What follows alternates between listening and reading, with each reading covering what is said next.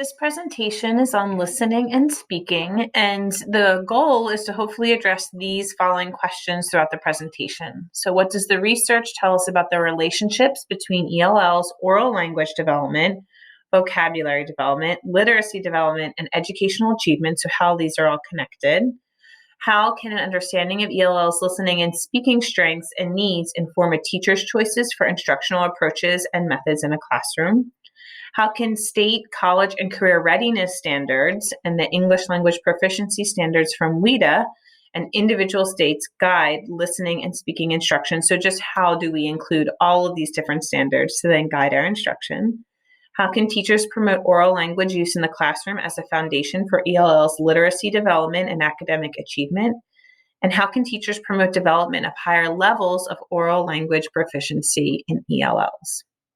So some background information before we jump into it.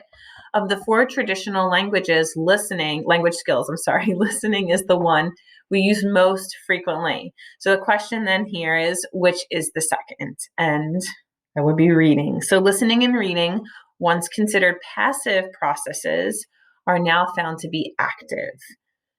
English speakers do not pronounce individual words separately and distinctly with space between them, as written words would illustrate when we're looking at written text. So these are part of the challenges in understanding meaning and walking away with meaning from oral language. English speakers do not always speak in complete sentences. In fact, it's more common to speak in fragments. Oral language is invisible. So once it's spoken, that utterance is gone forever. And speaking is much more complicated than simply selecting the correct vocabulary word and stringing words together. Different types of speech activities are structured by unwritten norms that are known by native speakers, but elusive to English language learners. So this report found that there is no U.S. research on how classroom instruction might best promote more academic aspects of oral language development. In fact, very little research on oral language proficiency is out there beyond elementary grade levels.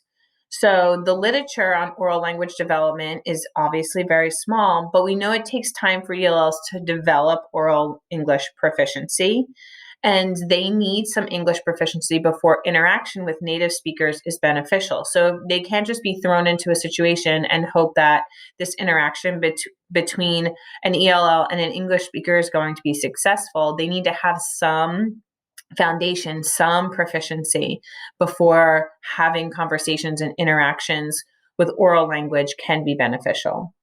The use of English outside of school enhances ELL's oral English development, and use of home language for beginning level ELLs contributes to academic development. So this was mentioned, I believe, last week with programming, but it is helpful for students to have some home language included with their instruction, especially for these emergent learners, these very beginning levels of ELLs, because then they can build on that content and focus on the language, build on the content in their home language and not have to worry about that language constraint, and then focus on the language that they're trying to develop. And then once they get to a certain proficiency, you can slowly take away that home language.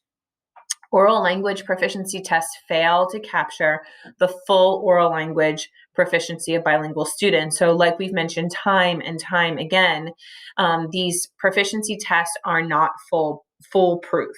There are always issues, and it is really difficult for them to capture oral language proficiency through these tests. The National Literacy Panel Report conducted a review researching oral language in ELLs and found that oral language skills are more important for reading larger chunks of text for comprehension than for reading at the word level. So oral language skills in English are strongly associated with English reading comprehension. These oral language skills in English are associated better with English writing. And English oral language proficiency is not strongly related to English spelling skills.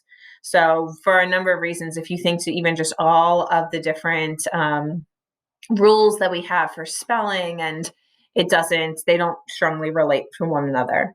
Home language literacy skills plus good English oral skills are strongly associated with good English reading comprehension skills. So ELLs need consistent ESL instruction. And we've made this point before in this class, but to reiterate it now through a different lens, this oral language lens, right? We can't just hope in a sink or swim situation that an ELL is going to be successful. There is this component, they need to have this ESL instruction to help them with these skills. So national academies are consistent with the findings of the reports that I just mentioned. So evidence suggests that many schools are not providing adequate instruction to ELs in acquiring English proficiency. And we've mentioned this also, that many schools just aren't meeting that standard, as well as access to academic subjects at their grade level from the time they first enter school until they reach the secondary grades. Many secondary schools are not able to meet the diverse needs of long-term ELs, including their linguistic, academic, and socioeconomic needs. So here are some recommendations that they came up with. Provide specialized instruction focused on components of oral language. Provide opportunities for interaction with speakers proficient in the learner's second language. Engage in interactional feedback and dedicate time for instruction focused on oral English proficiency. So these topics then focus on using theory to guide your decision making. So theoretical developments in listening and speaking draw our attention to the notion or oracy, or the oral skills used in formal education, especially around reading and writing. Oracy has three main components. So we see language, structures, vocabulary, and dialogue. And researchers propose that a holistic literacy program dedicate approximately 25% of the instruction to both English and Spanish, like oral skills. A principled approach to teaching listening and speaking means that teachers draw on theories of second language learning and teaching to make decisions about teaching content to students at different levels of English language development and from diverse sociocultural backgrounds. So silent period and wait time is really important, just because of their own computing and understanding, translating that happens. Many second language learners go through a silent period before they begin to speak. So teachers should not assume that because a student isn't speaking that they're not learning or that they're not engaged. Learners develop these receptive listening skills as they acquire beginning pieces of the language and process the input for meaning. And so this is another reason why teachers shouldn't force students to talk before they're ready or add that pressure, like, come on, what do you think? Because it is sometimes just processing for them. When English language learners feel ready to speak, they may need time to process their thoughts in English. Giving students time for this process after asking them a question or requiring them to respond is called wait time. And I'm sure we're all familiar with wait time now, but it's the idea that we just need to wait, let the question just sit there for a minute and let it sink in for a second. And teachers just need to be patient after asking questions. It's difficult, certainly as a classroom teacher. I know we've got a lot of other factors honing in on our classroom, like the period's about to end, there's an assembly, this needs to happen, I need to make sure I get to X, Y, and Z before the end of this period. And so there is that pressure, but we need to just remember that for all of our students, English language learners included, having that time to construct our thoughts, to translate into this language is really beneficial. So teacher talk in the classroom is how then teachers speak in the classroom. So typically, teachers do most of the talking, and that presents two issues. The first is that teachers should talk less and plan classroom activities that afford students regular opportunities to speak. Teachers must also adjust the way they speak with their language learners to ensure that their speech provides comprehensible input. So that means that the pacing, the enunciation, the simple syntax structures may all be needed, especially with beginner English language learners. So slowing it down, making sure you're enunciating, using simple sentences or structures that are appropriate for your English language learner. So correcting students' speech errors is always something that at least comes up in classes, especially with content area teachers. Like, what do I do? Teachers need to know how to respond to their students when interacting with them in conversation. So teachers should not only correct those errors students are ready to learn how to correct. So you don't want to start correcting every single thing that's wrong with the language, and that's because it's just so overwhelming and it's crushing for a student, extremely demoralizing, and may have an adverse effect where then they don't want to share, they don't want to speak at all. So you only want to focus in on an error that a student may be ready to understand and may be ready to correct. And the best way to know that is to speak with the ESL teacher and get a better sense of what's our next step, what do we work on next, and then that's something that you can begin to redirect or remedy in your class. So a key issue is how corrections should be provided. I'm sure we all can imagine these terrible situations where students are just getting called out. And so it's important that teachers note to correct it in a manner that's not embarrassing to the student. We always want to keep that affective filter low so they aren't experiencing anxiety. They don't feel like, they're getting down on themselves for not knowing these certain things and that this isn't a safe and constructive environment. So going about it in a way that provides them minimal embarrassment, but also is encouraging and supportive. So here is some corrective feedback, when and how to correct student speech errors. So you want to correct errors of form when students are ready to learn that form, so when it's appropriate for their level. Correct errors when they impede comprehension. So if it's working against their understanding, then you want to correct the error. So the stove is in our chicken, when really they mean kitchen. You want to make sure we correct that. Correct errors when they impede communication, when they're not able to communicate. Correct errors during ESL or other language-focused instruction when a particular language form has been taught and is being practiced. So especially ESL is certainly not everyone's responsibility in this class. This is something that the ESL teacher is doing. But if there's a component of your class that's language focused, you're discussing something about the language and there's instruction, then it would be okay. It would be appropriate to then address that with the student. Correct errors in the use of a target language form during content area instruction. So if it's one of the language objectives that you've outlined for your content area class, like using past tense for historical events, then for sure it's appropriate to correct the issue then. Correct errors that are unintentionally offensive or that could be embarrassing if the student made the error in front of fluent English speakers, in front of a whole class, in front of a larger group, whatever it may be. And so sometimes, and this is an example that I've heard, sometimes just that S, if they are not aware of it and they drop that S, it becomes a whole different word in an inappropriate way and offensive for some people. And so correcting them so that they know not to make that error in other situations and scenarios. So then how do we correct them, right?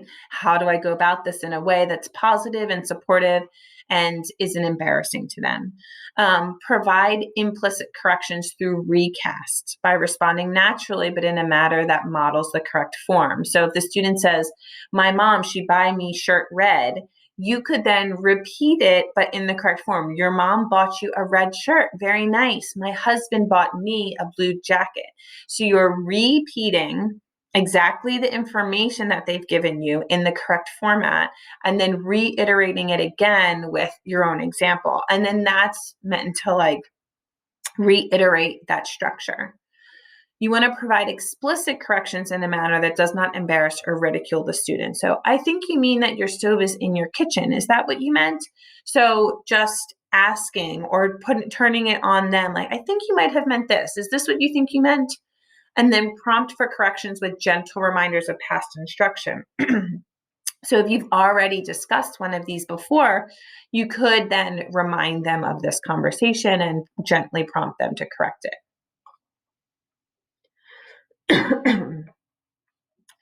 So we went over those. Sorry, there we go. Productive talk moves. Careful scaffolding of classroom discussions is a key component of success. And 5 productive talk moves that are effective in supporting student thinking and learning around targeted instructional concepts. So there's revoicing, repeating, reasoning, adding on, and weighting.